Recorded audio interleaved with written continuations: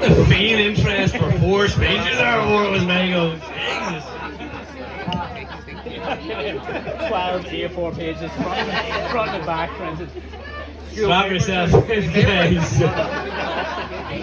45 minutes of gold. Oh man. Okay, so first off, what an absolute pleasure it is to be asked to say a few words as Dan's co-best man. Because Tommy wasn't here. To say a few words as Dan's co-best man. That co kind of stung a little bit, but that's alright, like, it's, you know, it's cool, family or whatever, yeah, that's right.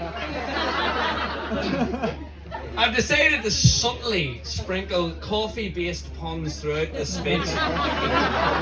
As an ode to Dan's business, Church Lane, which, with the support of his now lovely wife,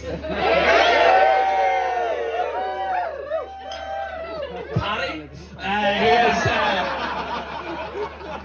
he is admirably, and the two of them have admirably built up over the last few years. So I'm going to ask you just to take a second and guess how many coffee-based puns I've included. Too many. I was 17 too. 47. 17. Right, okay. I'll not speak for too long as I know we're pressed for time.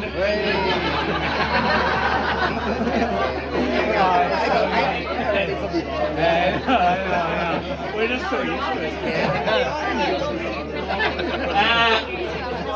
I'll start by saying, can I just say that the bridesmaids, you took my breath away today. Although this may just be lingering effects from COVID. We're unsure. And Jess, words cannot express how beautiful you look.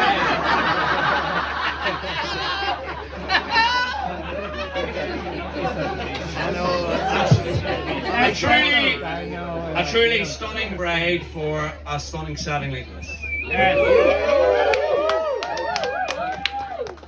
Right, this roast's about to get dark.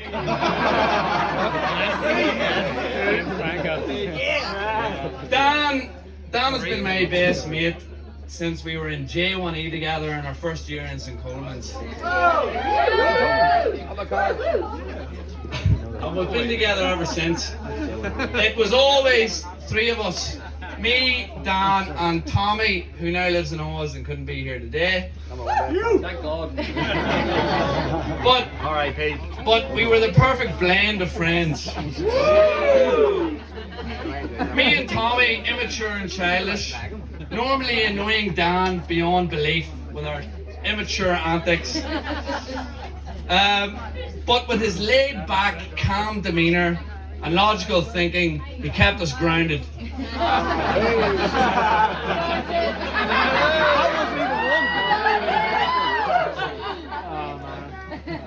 And would try to curtail the horseplay with his misplaced, unnecessary annoyance.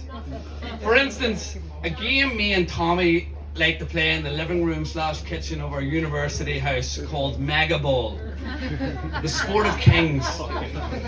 Essentially, the only rule was to throw a rugby ball as hard as you could at each other. Dan would passively say how stupid and childish it was, and then would have the audacity to say, "I told you so," and bowls were broke and he ended up covered in super noodles. Wild! But throughout our years, we had a healthy competitive streak with each other. Or rather, just me with him. Although I came off the worst of it most of our lives, as Dan was annoyingly good at everything he turned his hand to.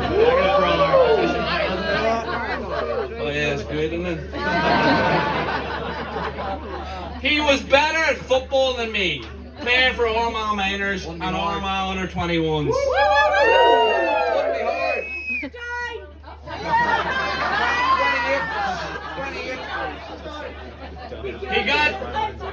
He got better grades than me, even beating me in A-level PE, and that's what I teach. Those you can't teach.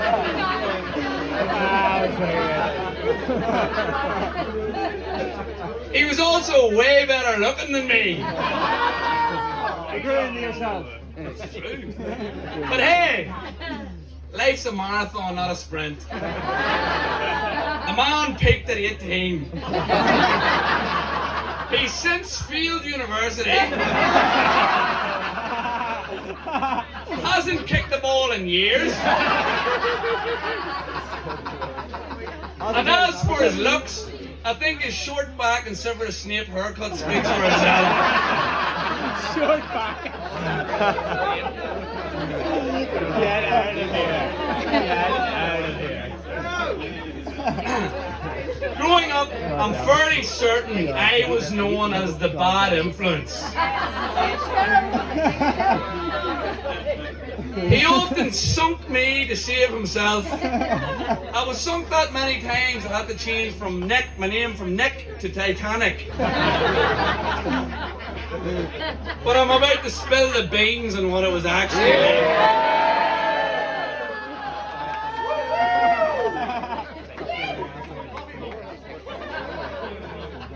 Teresa, Dan's mum, and Lawrence came home from a holiday once and found an empty can of Carlsberg behind a curtain. When she questioned Dan about it, to which he said, "Oh, Nick had a beer before bowling. What's the big deal?" Well, the horrifying truth is this.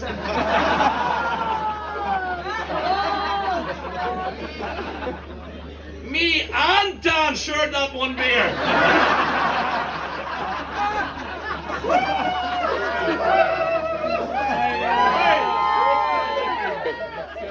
And we didn't even go bowling.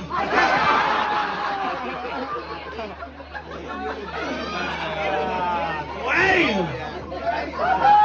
The truth will out. Some of you might know this, but as I mentioned previously, as did Lawrence, as did Stephen, despite Dan being honestly one of the smartest guys I know, he failed university,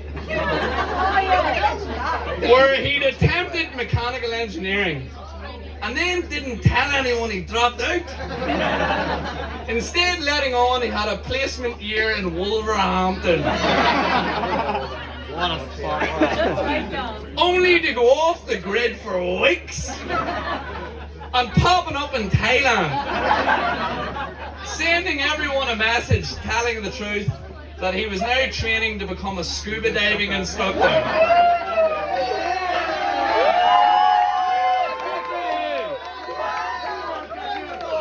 Good for you, Dan. An apparent lifelong dream that he'd never mentioned to us.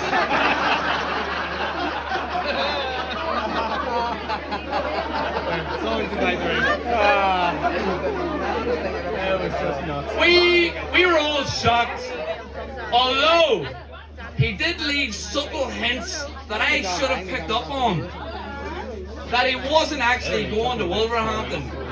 When I checked the suitcase, I found 10 Hawaiian shirts, an oxygen tank, He doesn't know what. and a one-way ticket to Thailand.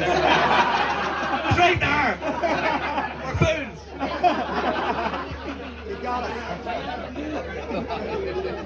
But hey, it all worked out in the end.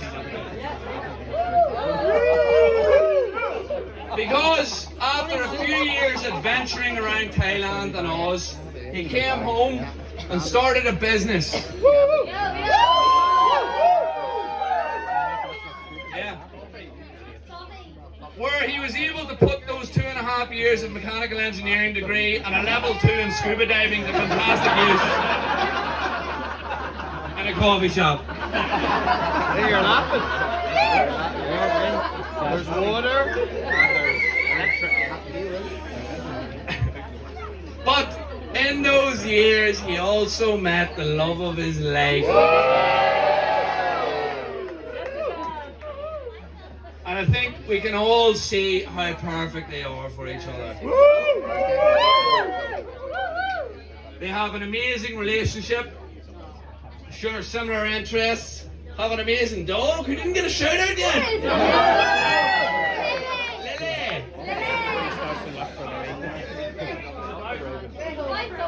And a beautiful home together. And I've honestly never seen my best mate as happy, and for that I'm eternally grateful.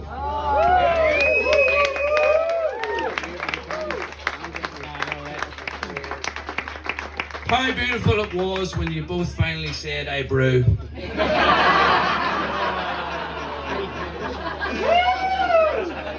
So bad.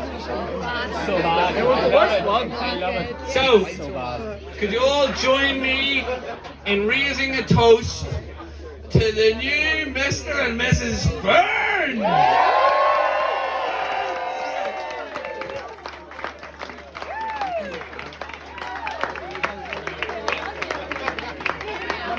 And honestly, from the bottom of my heart, I really mean this. I hope you're both very frappy together.